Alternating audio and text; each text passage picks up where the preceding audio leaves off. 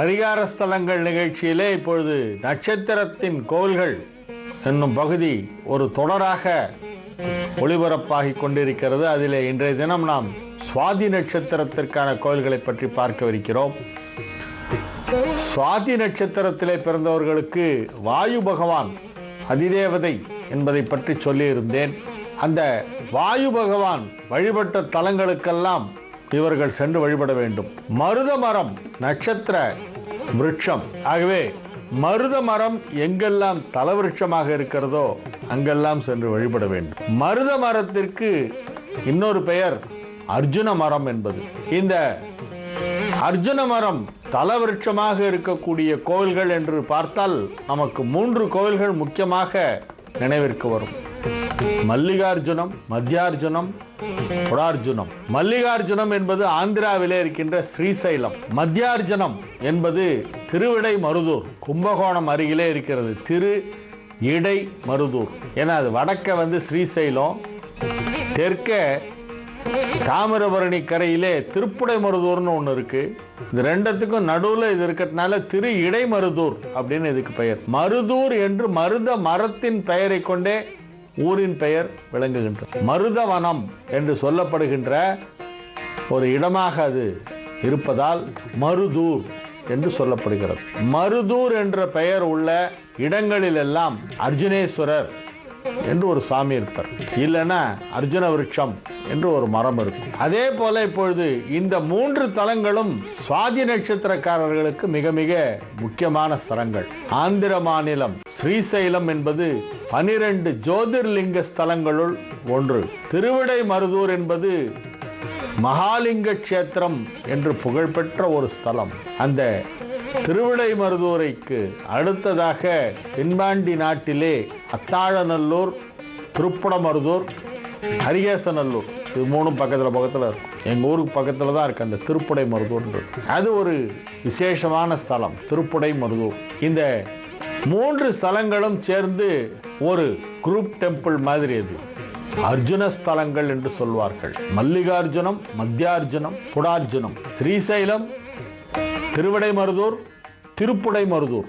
இது 3ம் சுவாதி நட்சத்திரக்காரர்கள் வழிபட வேண்டிய முக்கியமான கோவில்களில் இடம்பெறுகின்றன. இது மட்டும் இல்லாமல் சுவாதி நட்சத்திரக்காரர்கள் வழிபட வேண்டிய மற்றொரு முக்கியமான ஸ்தலம் குருவாயூர். குருவும் வாயுவும் சேர்ந்து பிரதிஷ்டை செய்ததால் வாயுதான் சுவாதிக்கு அதிபதி என்பதால், வாயு வழிபட்ட பெருமாள் என்பதால் குருவாயூருக்கும் சென்று வழிபட வேண்டும். இந்த ஸ்தலங்களில் வழிபடும் போது எல்லா நட்சத்திரக்காரர்களும் அவர்களுடைய நட்சத்திரத்திற்கு செல்ல வேண்டிய முக்கியமான ஸ்தலங்கள் என்ன என்பதை இந்த நிகழ்ச்சியிலே நான் சொல்லி வருகிறேன்.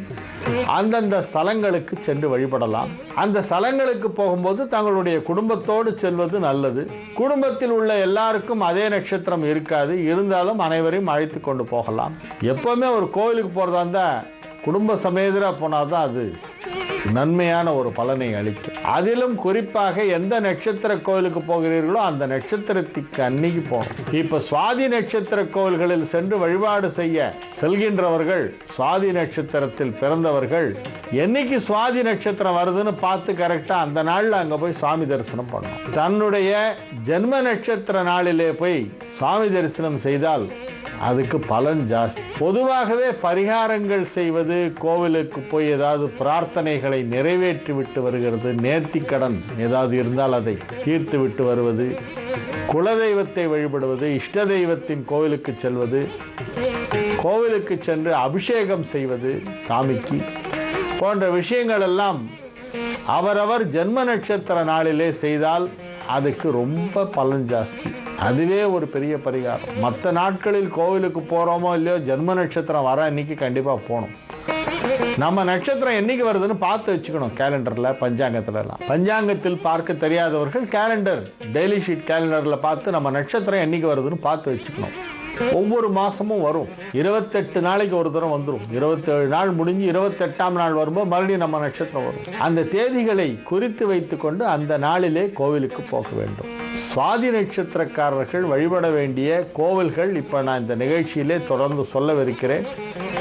என்னெல்லாம் கோயில்கள் அப்படிங்கிறத முதல்ல சொல்லிடுறேன். ஸ்ரீசைலம், திருவிடைமருதூர், திருப்புடைமருதூர், குருவாயூர் இந்த ஸ்தலங்களெல்லாம் மருத மரம் தலவிருட்சமாக இருக்கக்கூடிய கோவில்கள் அல்லது வாயு வழிபட்ட தலங்கள். வாயு பகவானுக்கு கடவுள் அனுகிரகம் செய்த இடம் என்பதால் இத்தலங்களிலேயே சென்று நீங்கள் வழிபட வேண்டும். சுவாதி நட்சத்திரத்திலே பிறந்தவர்களுக்கு ரூ, ரே, ரோ, ர என்னும் எழுத்துக்களிலே பெயர் வைப்பது வழக்கம்.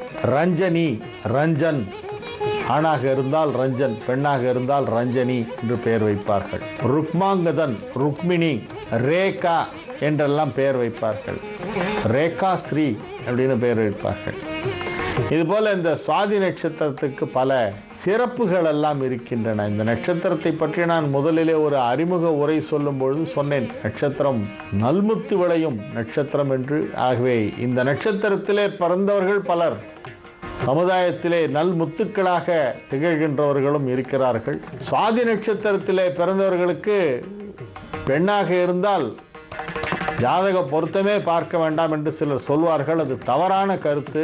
எந்த நட்சத்திரமாக இருந்தாலும், எவ்வளவு உயர்வான நட்சத்திரம் என்று சொல்லப்பட்டாலும் அதிலே பிறந்தவர்களுக்கு திருமணம் செய்யும் பொழுது பொருத்தம் இருக்கிறதா என்பதை பார்த்துத்தான் செய்ய வேண்டும். திருமண பொருத்தமே பார்க்காம அப்படியே கூட்டு வந்துடலாம், சுவாதி பொண்ணு கிடைச்சா பொண்ணுலாம் சொல்லுவாங்க. அதெல்லாம் மிகைப்படுத்தல், அந்த மாதிரிலாம் கிடையாது. நீங்கள் வழிபட வேண்டிய தலங்களை பற்றிய விரிவான விஷயங்களை எல்லாம் தொடர்ந்து பார்க்கவிருக்கிறோம்.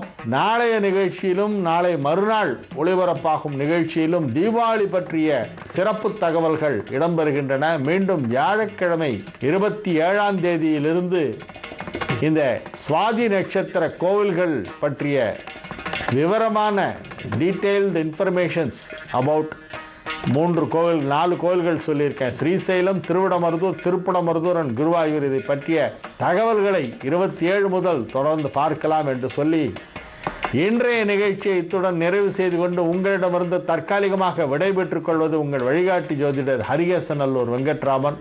வணக்கம்.